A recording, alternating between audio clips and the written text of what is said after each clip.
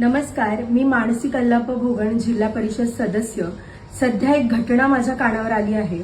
चिंचणे, तिवरवाडी, मरणहोळ, कामेवाडी, त्याचबरोबर हडलगे या परिसरातील जंगलामध्ये बिबट्याचा वावर दिसून येत आहे आणि सध्या तो बिबट्या कर्नाटकाच्या हद्दीत आहे. तर मला सर्व शेतकऱ्यांना आणि गावातील सर्व लोकांना मला एक विनंती करायची आहे की सर्वांनी सतर्क आणि सावधगिरी बाळगणं गरजेचं आहे. कधीही तो बिबट्या आपल्या गावामध्ये येऊ शकतो आणि आपले जनावरं असतील, व्यक्ती असतील, कधीही त्याचा हमला होऊ शकतो.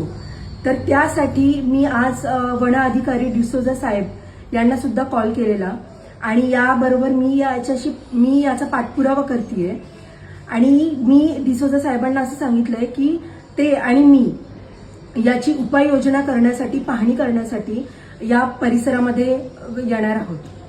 बातमी तुमची, साथ आमची.